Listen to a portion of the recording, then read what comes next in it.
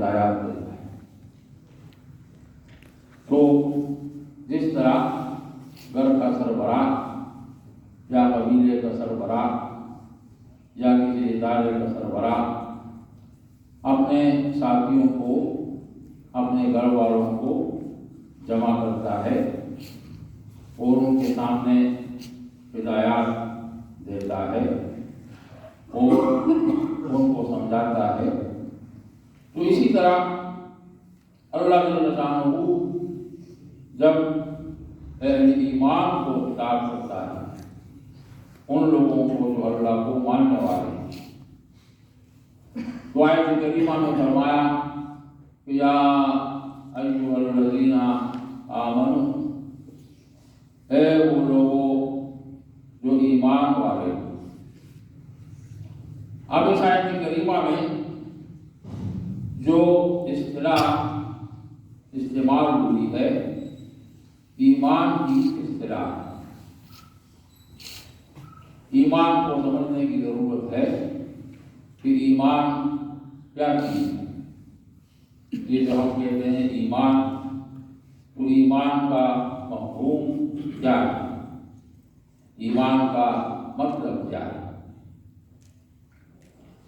ہمارے ہاں صوفیاء کرام کا موقف یہ ہے کہ ایمان جو ہے یہ بنیادی طور پر تعلق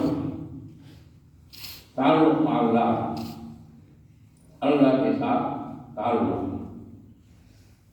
جب انسان کو اللہ کے ساتھ تعلق ہو جاتا ہے تو یہ جو تعلق ہے، کیونکہ تعلق کا جو مرکز ہے وہ انسان کا قلب ہے، انسان کا دل ہے، اور جب انسان کسی کے ساتھ تعلق رکھتا ہے تو وہ تعلق اس کے دل کو متاثر کرتا ہے۔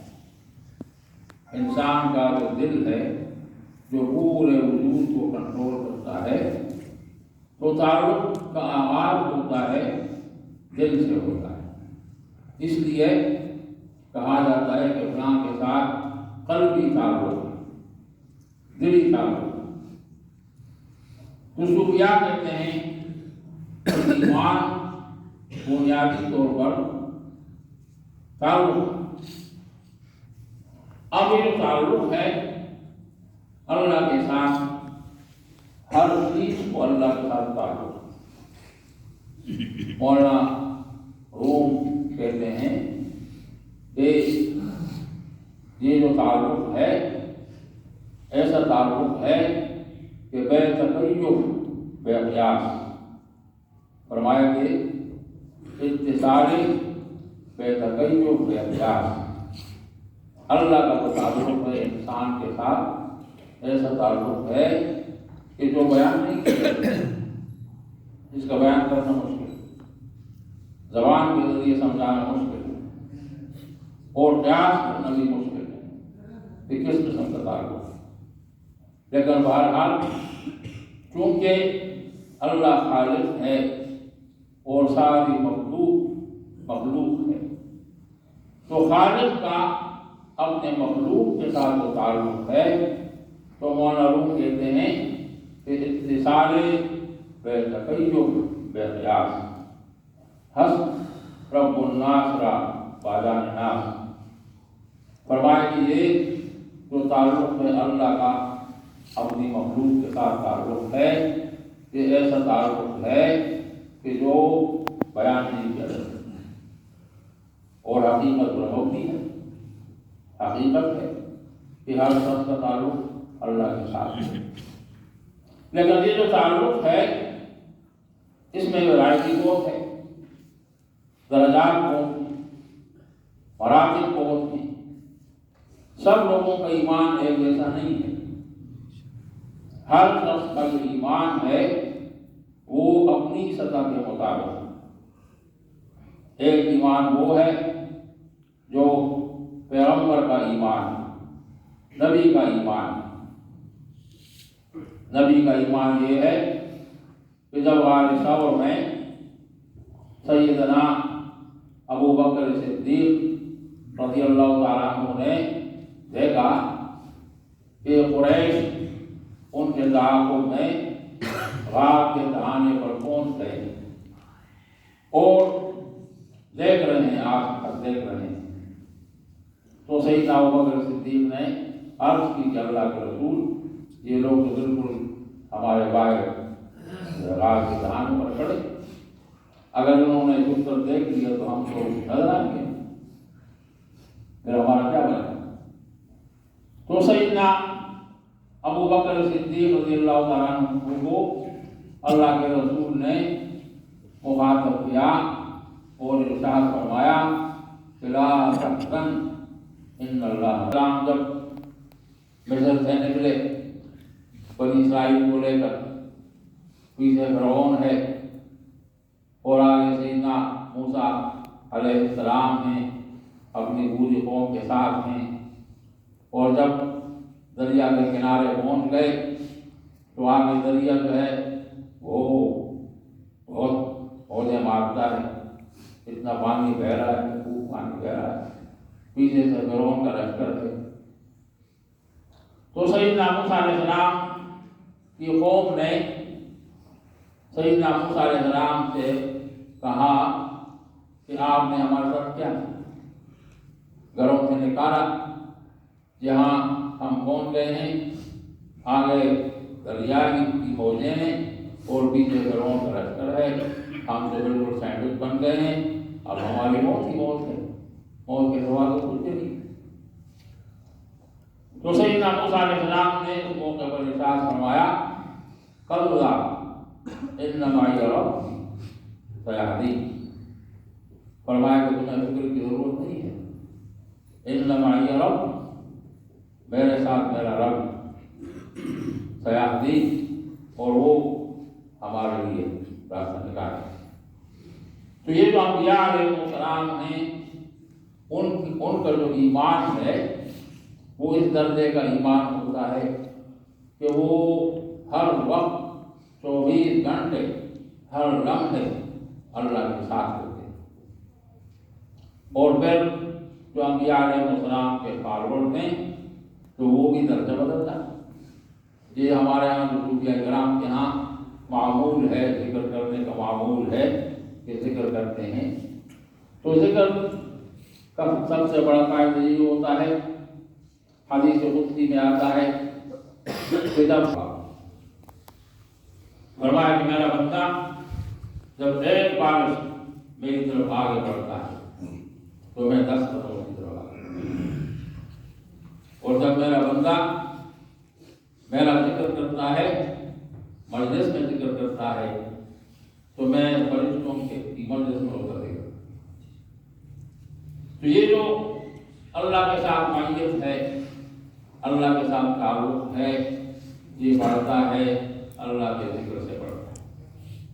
جب انسان اللہ کا ذکر کرتا ہے اس وقت وہ اللہ کے ساتھ،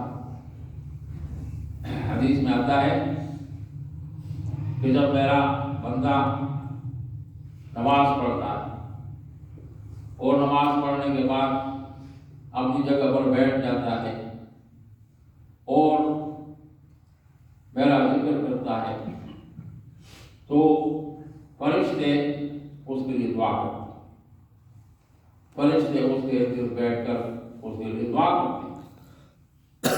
جب تک وہ اپنی جگہ پر بیٹھا ہوتا ہے اور میرا ذکر کرتا ہے تو فرشتے اس کے لیے دعا کرتے ہیں۔ تو صحابہ کرام نے عرض کی کہ اللہ کے رسول، یہ فرشتے کیا دعا کرتے ہیں، اس شخص کے لیے کیا دعا کرتے ہیں؟ تو اللہ کے رسول نے ارشاد فرمایا کہ فرشتے دعا کرتے ہیں کہ اللہم اغفر لہ اللہم ارحمہ، یہ دعا کرتے کہ اللہ اس کے گناہوں کو بخش دیجیے اور اس کے حال پر رحم فرمائیں۔ یہ جو دعا ہے فرشتوں کی دعا ہے۔ تو ہمارے ہاں اس لیے صوفیاء کرام کے معمولات میں سے یہ ہے کہ وہ نماز کے بعد بیٹھتے ہیں، جتنی دیر ہو سکتی ہے گنجائش کے مطابق अल्लाह का जिक्र करते हैं।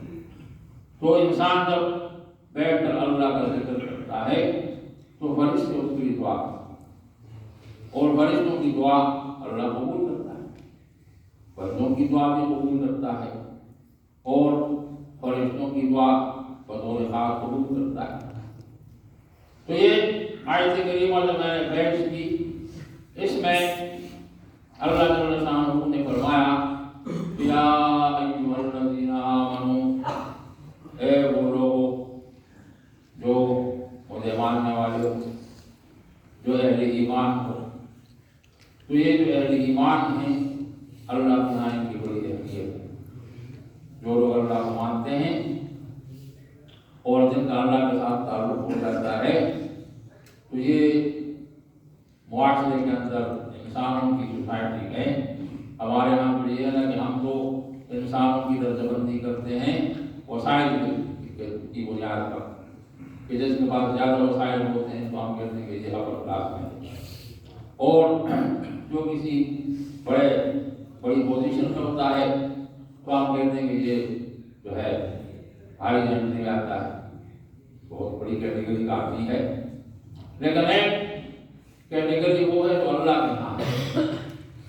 अल्लाह के यहाँ जो कैटेगरीज हैं, तो उनमें वो लोग जो अल्लाह के साथ रहते हैं और जिनका ताल्लुक काफी अल्लाह के साथ होता है, वो अपर क्लास में आते हैं, अल्लाह के करीब होते हैं, मुक़र्रबीन कहलाते हैं। कुरान मजीद ने उनके लिए जो इस्तिलाह इस्तेमाल की है, मुक़र्रबीन की इस्तिलाह, वो लोग जिनको अल्लाह का क़ुर्ब नसीब होता है, अल्लाह के करीब होता है। जैसे दुनियावी एतबार से आप देखें, अगर एक शख्स जो है वो किसी वज़ीर आज़म के कैबिनेट में होता है तो डायरेक्ट उसकी अहमियत होती है, इसलिए कि वज़ीर आज़म के करीब होता है। किचन कैबिनेट में होता है तो ज़्यादा उसकी अहमियत होती है। तो जैसे ज़ाहिरी तौर पर इंसान इक़्तिदार के अवाम में होता है और इक़्तिदार के अवाम में रहने की वजह से उसकी अहमियत होती है, लोग उसको बड़ा प्रोटोकॉल देते हैं। तो इसी तरह जो अल्लाह के बंदे हैं, इबादुल्लाह हैं, औलियाउल्लाह हैं, अल्लाह के जो वली हैं, अल्लाह के खास बंदे हैं, तो उनको अल्लाह की पूरी मखलूक की तरफ से प्रोटोकॉल मिलता है। हदीस में आता है कि जब किसी शख्स का अल्लाह के साथ ताल्लुक हो जाता है तो अल्लाह की तरफ से ऐलान होता है, फरिश्तों को ऐलान होता है कि फलां शख्स जो फलां का बेटा है, मैं उसको चाहता हूँ और आप इसका ख्याल रखें। तो हदीस में आता है कि अल्लाह की पूरी मखलूक फिर उसके साथ मोहब्बत करती है। यहाँ तक कि जो मछली है तो समुद्र के अंदर मछली भी उसके साथ मोहब्बत करती है, और फज़ाओं में जो परिंदे हैं वो भी उसके साथ मोहब्बत करते हैं। तो ये जो ताल्लुक है अल्लाह के साथ, जिसको ईमान कहते हैं, या अय्युहल्लज़ीना आमनू, अल्लाह जल्ल शानहू ने खिताब फरमाया उन लोगों को जो अहले ईमान हैं, जो अल्लाह के साथ ताल्लुक रखने वाले हैं। तो रिस्पांस में अल्लाह उनके साथ ताल्लुक रखता है। जब आप अल्लाह के साथ ताल्लुक रखते हैं, आप अल्लाह को पुकारते हैं और आप या अल्लाह कहते हैं, तो उसके रिस्पांस में अल्लाह जल्ल शानहू 10 मरतबा आपके पास, और ये बहुत बड़ी नेमत है। सूफिया किराम जो पूरी जिंदगी अल्लाह के जिक्र में गुजारते हैं और दिन में ज़्यादा वक्त अल्लाह के जिक्र में गुजारते हैं, तो उनका असल हदफ ये होता है कि अल्लाह का क़ुर्ब हमें हासिल हो जाए, अल्लाह की मईयत हमें हासिल हो जाए। तो अल्लाह की जो मईयत है और अल्लाह के साथ जो ताल्लुक़ है, जिसको ईमान कहते हैं, ताल्लुक़ अल्लाह कहते हैं, ये अल्लाह के यहाँ बहुत बड़ी नेमत है।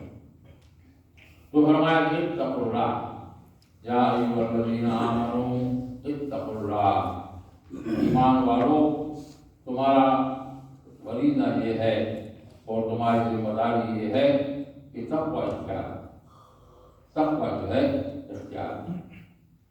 अब ये जो तक़वा है तो आमतौर से लोग तक़वा की मुख्तलिफ ताबीरात करते हैं, लेकिन तक़वा सूफिया के यहाँ ये है कि इंसान हर उस अमल से दूर रहे जो नापसंदीदा अमल है।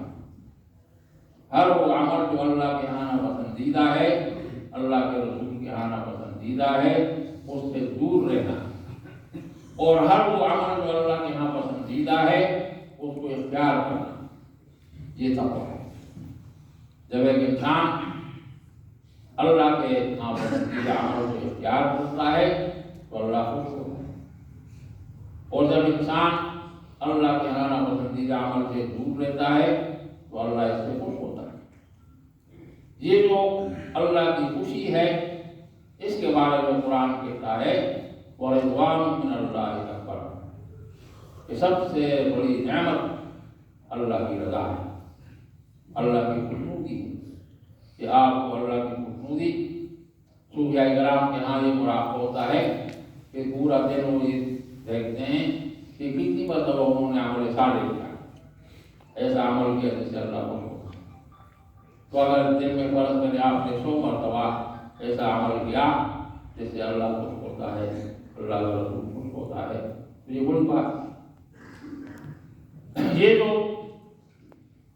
तसल्सल है जिंदगी का, ये जिंदगी इंसान जब गुजारता है और पाबंदी के साथ, इत्माम के साथ गुजारता है, तक़वा के साथ गुजारता है, तो ये कामयाबी की जिंदगी है। जब इंसान तक़वा इख्तियार नहीं करता, अपनी मर्जी करता है, बेलगाम जिंदगी इख्तियार करता है, तो बेलगाम जिंदगी का जो अंजाम होता है वो अच्छा नहीं होता। तो तमाम अंबिया अलैहिस्सलाम जो तशरीफ लाए इस दुनिया में, उन्होंने यही समझाया अपनी अपनी उम्मतों को कि वे दुनिया में रहते हुए बेलगाम जिंदगी इख्तियार न करो, बल्कि अल्लाह और अल्लाह के रसूल ने जो हिदायत दी हैं उनके मुताबिक चाहिए। तो इस किस्म की जो जिंदगी होती है, जो अल्लाह और अल्लाह के रसूल की हिदायत के मुताबिक गुजरती है, वो कीमती जिंदगी होती है, और उसमें इंसान को इत्मीनान भी मिलता है, दुनिया में भी और आखिरत में भी। अल्लाह से दुआ है कि अल्लाह हमें अपना को नसीब फरमाए।